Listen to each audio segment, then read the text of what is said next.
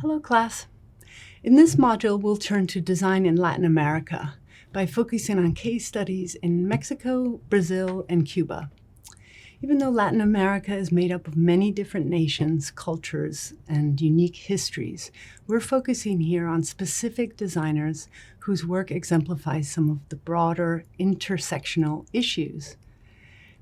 With designs ranging from furniture to architecture to communications, this module addresses themes such as local versus global traditions, questions of nation building in terms of colonialism, as well as design education and manufacturing industries, which were relatively new in Latin America during the time that we're discussing, the mid-20th century.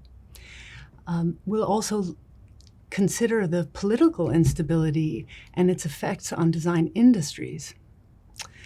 The designers included here have all shaped and influenced modern design in Latin America, but their reach and legacy extends globally as well.